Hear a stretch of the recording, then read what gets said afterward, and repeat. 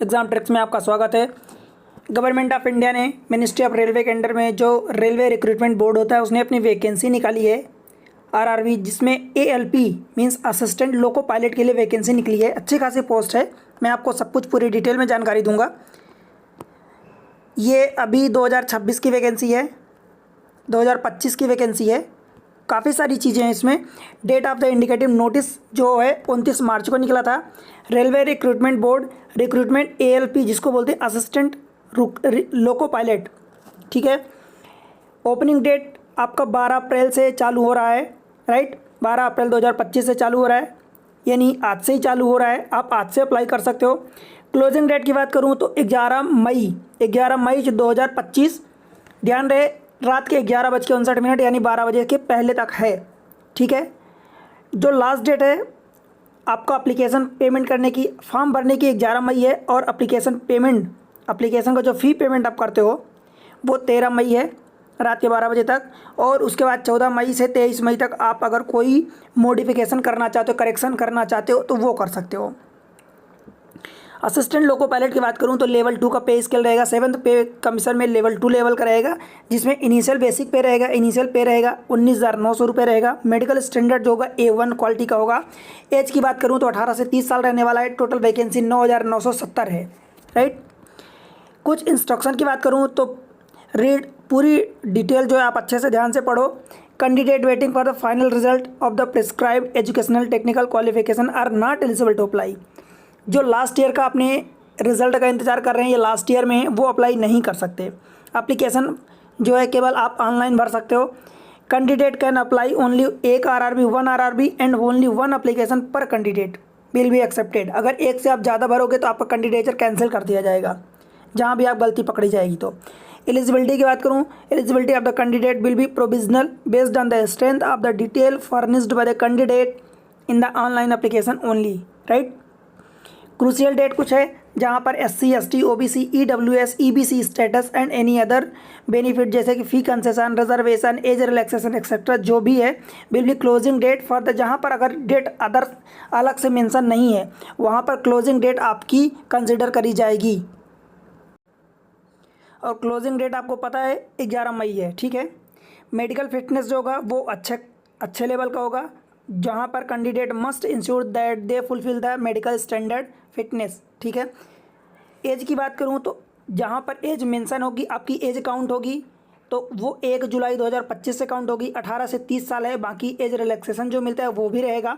Selection of the RRB जो होगा, candidate can choose only 1 RRB. मैं फिर से बता रहा हूँ, बार बार ये चीज़ रहेगी, ध्यान रहे, केवल एक आरआरबी जोन से आप फॉर्म भर सकते हो और एक एप्लीकेशन, ठीक है।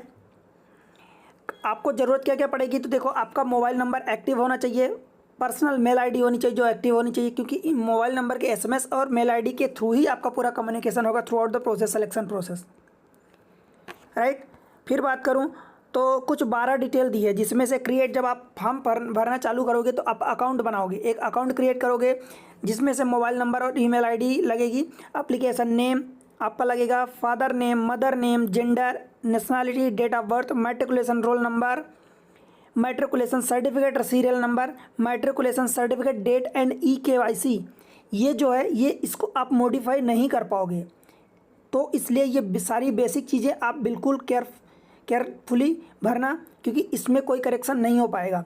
उसके अलावा मतलब ये जो 12 इन्फॉर्मेशन है, इनके अलावा कुछ और भी क्रिएट अकाउंट में गलतियां होती हैं, तो आप 250 का पेमेंट करके, जो नॉन रिफंडेबल होगा, रिफंड नहीं होगा, 250 का पेमेंट करके आप उसमें कुछ भी डिटेल करेक्शन कर पाओगे, और उस पर्टिकुलर डेट में करेक्शन की जो डेट होगी, right. RRB wise at the rate of, अगर कोई short listed candidate for the CBT 1, क्योंकि यहाँ सिलेक्शन जो होगा CBT 1 होगा, CBT 2 होगा, उसके बाद CBAT होगा, मतलब कंप्यूटर बेस्ड एप्टीट्यूड टेस्ट होगा, फिर डॉक्यूमेंट वेरिफिकेशन होगा, एंड फाइनली फिर आपका जो भी एक आका और प्रोसेस होगी, मैं बताऊँगा उसको। तो आपका 15 पर कैंडिडेट, 15 गुना मतलब आपको वैकेंसी से बुलाया जाएगा CBT 1 के लिए, CBT 2 के लिए। CBT 1 में तो आप जितने अप्लाई करोगे सबका बुलाया जाएगा, सबका कॉल लेटर आएगा, right. There merit list CBT 1 के बाद मेरिट लिस्ट बनेगी, जो CBT 2 के लिए एलिजिबल होंगे वो CBT 2 देंगे। CBT का मतलब कंप्यूटर बेस्ड टेस्ट होता है। नेगेटिव मार्किंग जो होगी तो वो 1/3 की नेगेटिव मार्किंग होगी CBT 1 एंड CBT 2 दोनों में। एंड जो उसके बाद CBAT का होगा, मतलब कि CB computer based aptitude test, उसमें नेगेटिव मार्किंग नहीं होगी। काफ़ी सारी चीज़ें बैन होती है, वो आपको पता है, अंडरस्टूड है, तो वो सारी चीज़ें आप ध्यान रखना। कुछ जनरल इंस्ट्रक्शन में admission to all stage of the recruitment process shall be provisional होगी, subject to the candidate satisfying all the prescribed eligibility condition. Candidate who submit more than one application against the CEN यानी centralized employment, तो उसमें will be summarily rejected and will be debarred from all future examination of the RRB।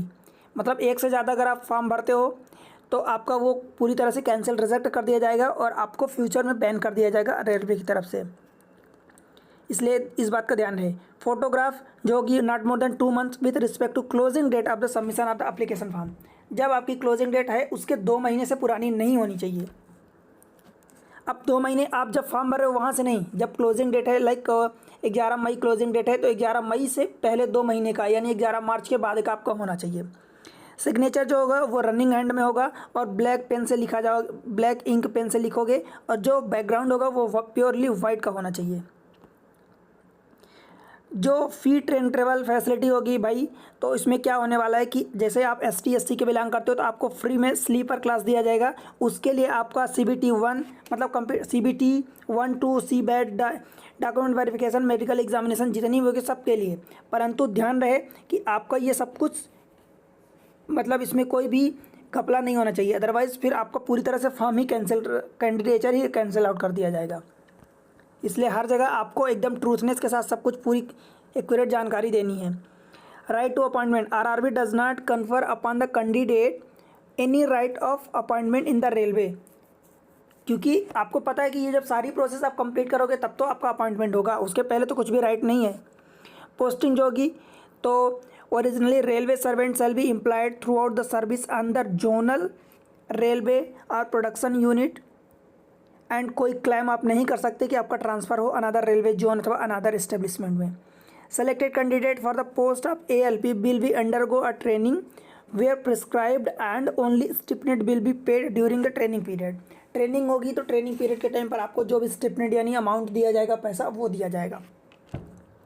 फिर selected candidate shall execute security and indemnity bond भी होता है, वो भी रहेगा। RRB reserve the right to change, modify, add, delete any terms and condition recruitment, जो उसकी इच्छा होगी तो वो चेंज भी कर सकता है, डिलीट कर सकता है, ऐड कर सकता है।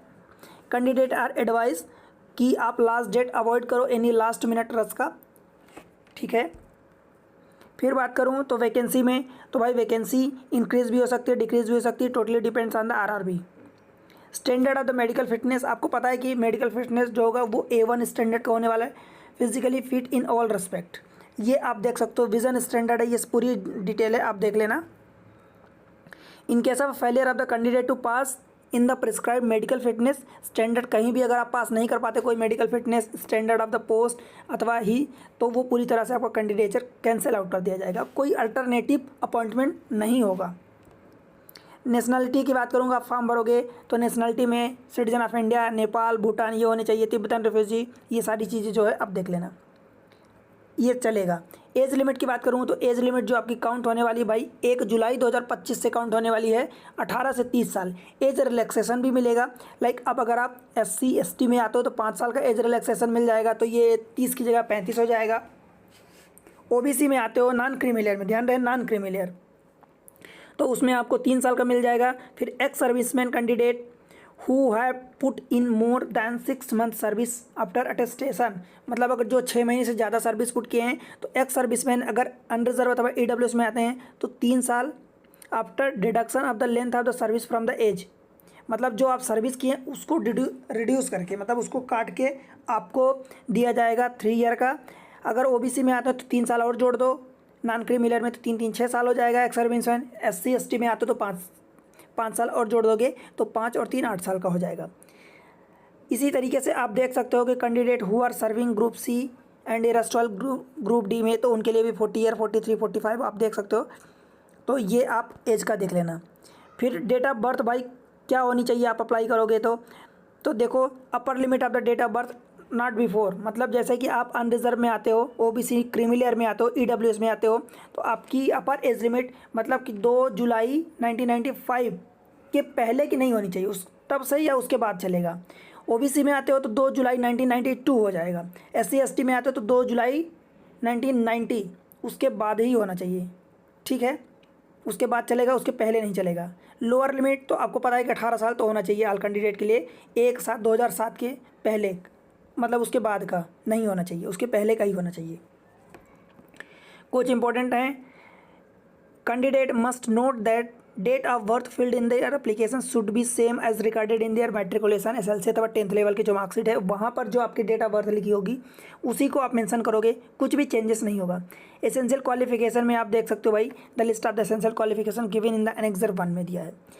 फी कितनी लगेगी, तो for all candidate except category mention in the below 500 रुपये लगेगा। जो नीचे लगा है उसको मैं पढ़ता हूँ, तो 500 रुपये आपकी फ़ी लगेगी, जिसमें से 400 रुपये जब CBT 1 आप दोगे तो 400 रुपये बैंक का जो चार्जेस होगा उसको काट के रिफंड कर दिया जाएगा। 250 रुपये किसका लगेगा, for all candidate who belongs to SC ST ex serviceman, female हैं, ट्रांसजेंडर हैं, माइनॉरिटी अथवा इकोनॉमिकली बैकवर्ड क्लासेस में है, राइट। ध्यान रहे question to candidate EBC should not be confused with OBC। OBC other backward classes होता है, EBC जो होता है वो होता है आपका economically backward classes. Economically backward classes को कोई भी जॉब के रिगार्डिंग रिजर्वेशन नहीं मिलेगा। इन सब की फी जो है 250 लगेगी। ये 250 पूरी रिटर्न कर दी जाएगी जब आप पहला स्टेज CBT 1 दे दोगे बैंक का चार्जेस काट के। Modes of the fee payment केवल ऑनलाइन होने वाला है, ये मैं आपको बता चुका हूँ। Refund of the examination for those attending CBT 1, देखो सबको बताएं, जो जिनकी 500 रुपये लगेगी उनका 400 बैंक का चार्ज काटने के बाद डिडक्ट कर दिया जाएगा, जिनकी 250 लगेगी उनका 250 बैंक का चार्जेस काटने के बाद रिफंड होगा, तभी जब आप CBT 1 अटेम्प्ट करोगे तब। वर्टिकल रिजर्वेशन में आप जानते हो कि EWS, schedule caste, schedule tribe, SC ST OBC सबको मिलेगा vertical reservation. For availing reservation EWS SC ST जो भी आप रिजर्वेशन करोगे, आपका लेटेस्ट फर्निश वैलिड सर्टिफिकेट आपको प्रोड्यूस करना पड़ेगा as on closing date for the submission of application in the original during document verification, ठीक है। हॉरिजॉन्टल रिजर्वेशन में horizontal reservation for the ex serviceman irrespective of their social community. आगे देखते हैं, no objection certificate. अगर आप अभी कहीं जॉब कर रहे हैं तो आपके पास नो ऑब्जेक्शन सर्टिफिकेट होना चाहिए, या आपको उस टाइम प्रोड्यूस करना पड़ेगा, तो बेहतर है कि आप अपने एम्प्लॉयर से बात करके ही ये चीज़ें भरें, फॉर्म फिल करें। रिक्रूटमेंट प्रोसेस में होगी तो देखो ओनली वन, मैं आपको कई बार बता चुका हूँ, केवल एक जोन से, एक RRB जोन से भरोगे फॉर्म और एक ही एप्लीकेशन फॉर्म भरोगे।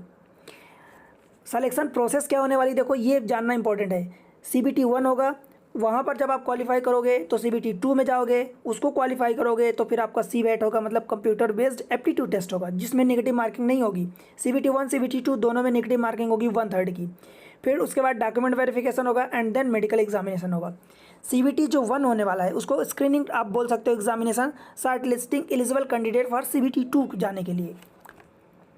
पैटर्न क्या रहने वाला है, तो देखो 1 घंटे का यानी 60 मिनट का एग्जामिनेशन होगा। नंबर ऑफ क्वेश्चन कितने रहेंगे, 75 रहेंगे, मैक्सिमम मार्क्स 75 रहेंगे। 75 क्वेश्चन, 75 नंबर के, एक क्वेश्चन पर नंबर को होगा, ठीक है।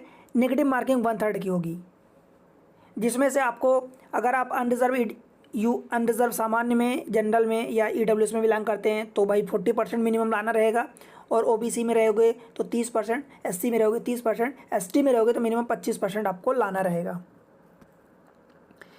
सिलेबस में क्या रहेगा, मैथमेटिक्स रहेगी, मेंटल एबिलिटी रहेगी, जनरल अवेयरनेस, जनरल साइंस रहेगी।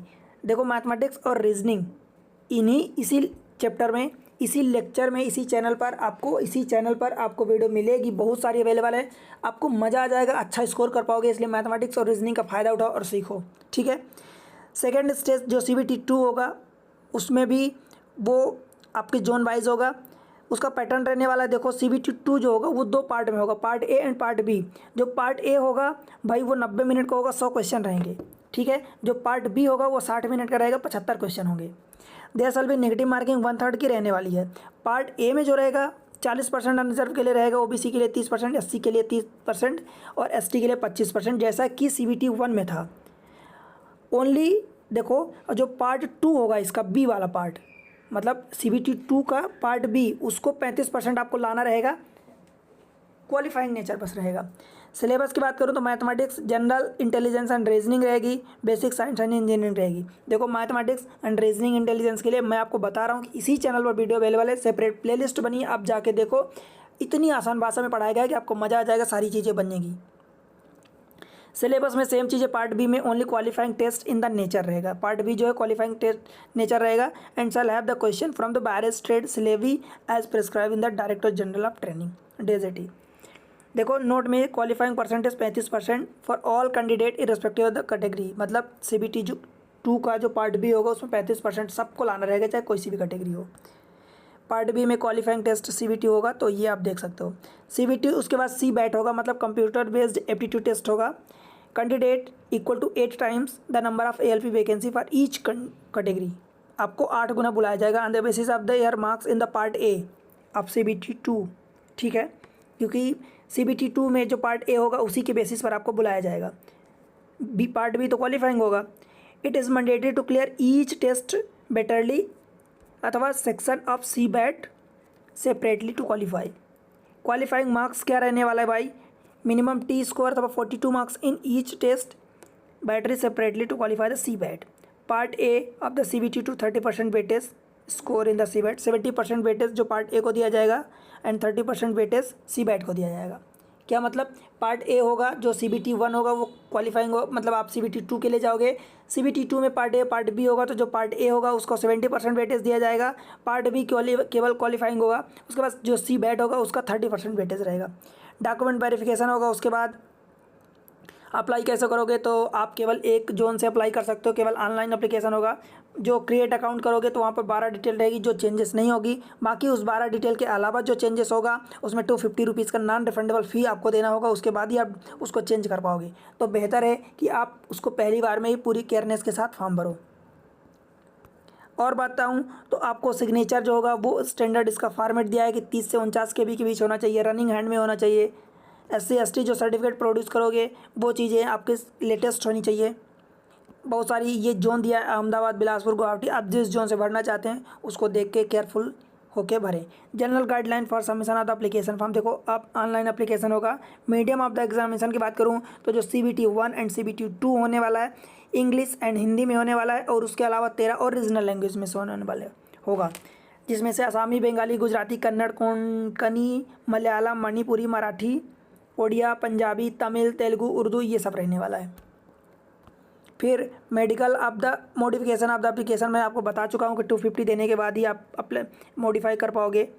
इनवैलिड एप्लीकेशन जो होगा रिजेक्ट कर दिया जाएगा, क्योंकि multiple application to different RRB zone अथवा सेम जोन से आप भरोगे तो। रिजेक्टेड एप्लीकेशन आपको पूरी प्रोसेस पता है कि कहाँ आप गलती करोगे तो रिजेक्ट होगा। इंस्ट्रक्शन रिलेटेड टू E-कॉल लेटर आपको आ जाएगा, आपके मेल पर मैसेजेस आ जाएंगे। फ़ी ट्रेवल आपको बताया हूँ कि आप पूरी डिटेल जब भरोगे सारी चीज़ें करेक्टली तभी आपको मिलेगा, और केवल SC ST को मिलेगा। Verification of the original documents and format of the certificate ये दिया है, तो आपका जब होगा तो आपको पता चलेगा, ठीक है। बस बाकी चीज़ें असिस्टेंट लोको पायलट 19,900 रुपये सैलरी रहने वाली है। मेडिकल स्टैंडर्ड जो होगा A1 लेवल का होगा। बस ये पूरी वैकेंसी जोन वाइज है। टोटल वैकेंसी 9,970 वैकेंसी है। तो कैटेगरी वाइज ये जोन वाइज वैकेंसी दी है, तो आप इसको देख लो।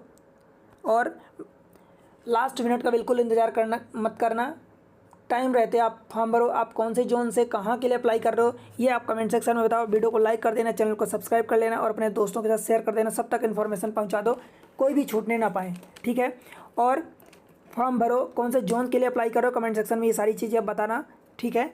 और मैथमेटिक्स रीजनिंग के लिए इसी चैनल पर वीडियो सेपरेट प्लेलिस्ट बनी है, उनको जाके देखो और उसका फ़ायदा उठाओ, ठीक है। चलो बाय बाय।